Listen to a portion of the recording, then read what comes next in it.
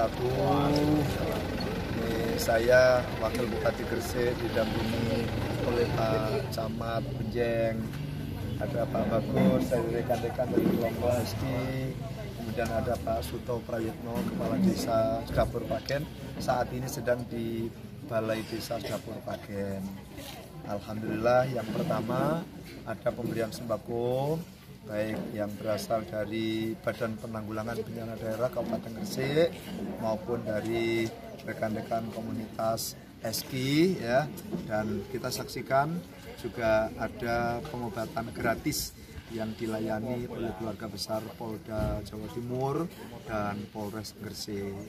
Saya bersyukur ternyata warga kami yang ada di Dapur Pagen ini semuanya selamat, sehat walafiat. Yang memang kemarin genangan air itu cukup tinggi ya, kurang lebih 50 meter dari 50 cm ya, dari permukaan jalan ini, tapi alhamdulillah seperti yang Anda sekalian saat ini sudah kering ya. Kami berharap mudah-mudahan kebersamaan tetap dijaga oleh Pak Suto dan kawan-kawan. Pak Camat insya Allah akan senantiasa memberikan monitor ya. Kita tidak perlu menyalahkan siapapun karena seperti yang sama-sama kita ketahui bahwa ini urusannya bukan hanya urusan Gresik, bukan hanya urusan Jawa Timur, tapi juga melibatkan balai besar wilayah sungai yang punya kewenangan untuk mengelola Kali Lamong.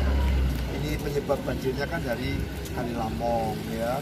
Sementara air ini itu asalnya dari Lamongan, asalnya dari Mojokerto. Jadi kita tidak bisa menangani bencana banjir ini sendirian Kabupaten Gresik. Makanya kita tidak boleh menyalahkan siapapun karena memang suasananya kayak gini. Tapi sudah ada komitmen dari pemerintah Jawa Timur, Gresik, Lamongan, Mojokerto, dan Surabaya bersama BPWS. Insya Allah kita akan segera action awal tahun 2020 ini. Mudah-mudahan pada tahun yang akan datang genangan air atau banjir seperti ini sudah tidak terulang kembali. Dan saya sangat respect, saya sangat memberikan apresiasi kepada Pak Camat, kepada seluruh kades. Kenapa? Karena sinergitasnya betul-betul tercipta. Ketika yang terdampak itu Dapur Pagen, sementara desa yang lain tidak, maka desa yang lain itu ikut memberikan bantuan. Ya, ada yang dalam bentuk nasi bungkus, ada yang dalam bentuk sembako ya, dan lain sebagainya. Tapi yang paling penting itu ada kepedulian.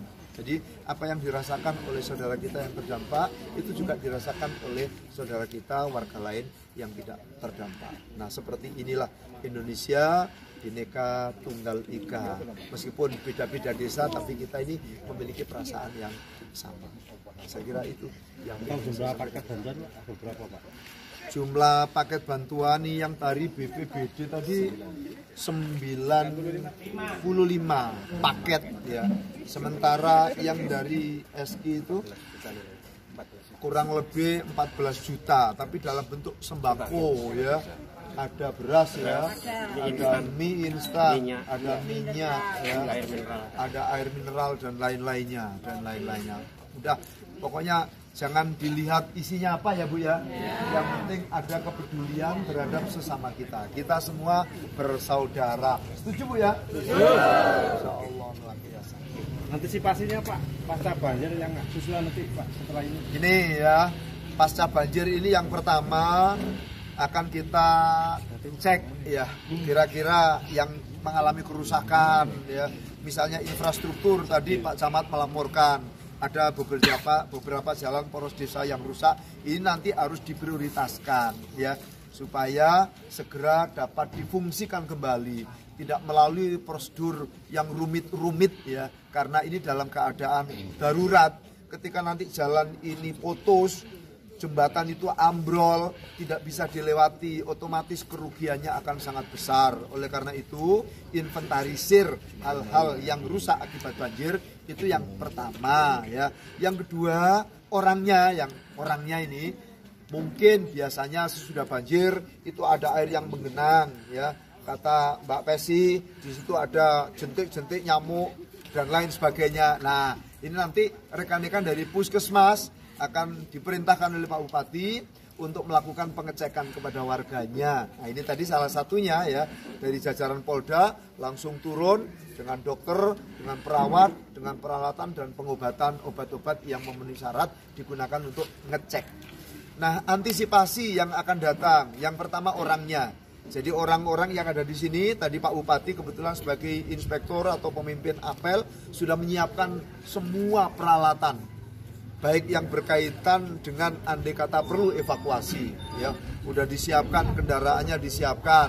Kalau misalnya ada yang perlu penanganan ambulan sudah disiapkan ambulannya, sembako, dapur umum semuanya udah disiapkan. Tapi kalau untuk yang tanggul dan lain sebagainya itu ada proses ya, karena tanggul Kali Lamong itu yang masuk di wilayah Gresik itu panjangnya 43,600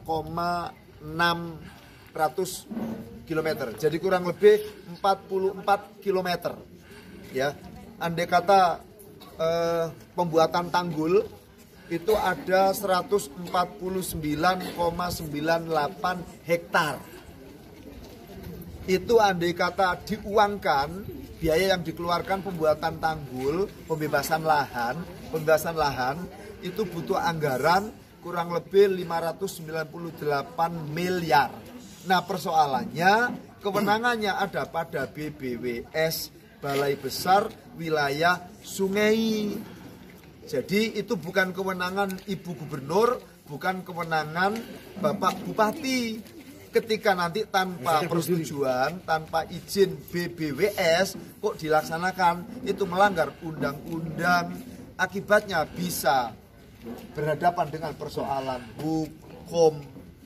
Demikian juga misalnya kita akan membuat kebijakan mengeruk, ya, mengeruk sungainya, itu izinnya BBWS. Pembuangan keruan itu lagi izinnya provinsi. Nah, ini loh sulitnya. Makanya sangat berbeda dengan dandani sanitasi ini omaya awak dewi. Bocor ini wah langsung digoleki gentenge diganti selesai. Tetapi karena ini menyangkut negara, maka semuanya harus dilakukan berdasarkan aturan perundang-undangan. Saya minta tolong kepada rekan-rekan wartawan, panjenengan semua ini pahlawan kami ya, sampaikan kepada warga masyarakat. Karena menurut ramalan BMKG ya, Badan Meteorologi, Klimatologi dan Geofisika, bahwa di hari-hari ini curah hujan itu deras ya. Bukan uangnya yang mengalir, curah hujannya tinggi. Nah, karena curah hujannya tinggi, sementara tanggul di Kali Lamong itu nggak ada. Pokoknya untuk kiriman banyu langsung. Nah, tapi alhamdulillah kan seger toh sampai. Terima kasih ya, makasih ya.